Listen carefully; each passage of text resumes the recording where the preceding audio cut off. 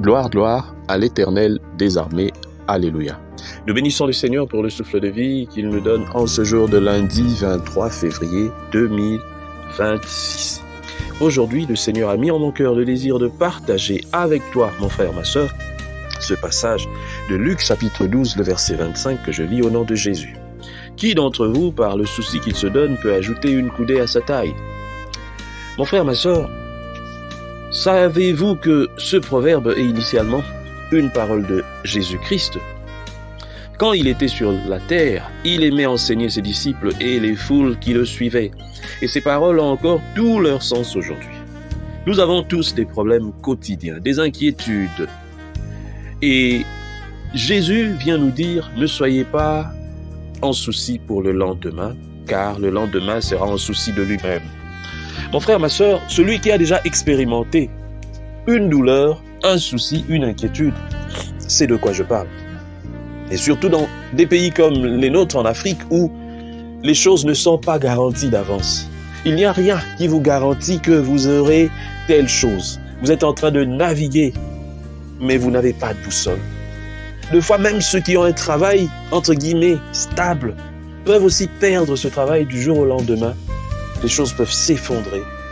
Deux fois, on est là, on se dit on vit, mais en réalité, on vivote. C'est Dieu. Et voilà pourquoi il y a un slogan ici au Congo où on dit Nzambe Kaka. Ça veut dire il n'y a que Dieu qui sait. Parce qu'on a constaté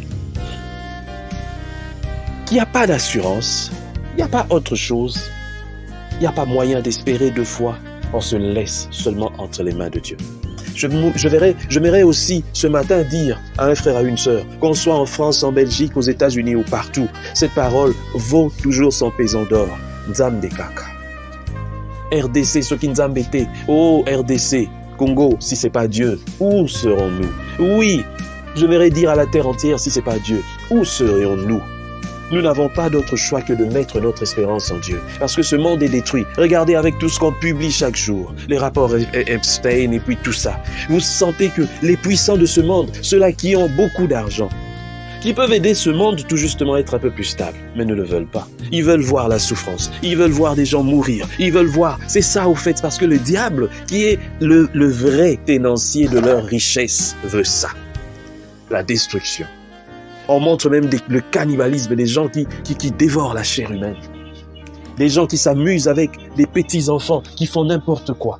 Tout ça, c'est parce que le monde est dirigé ou guidé par le malin.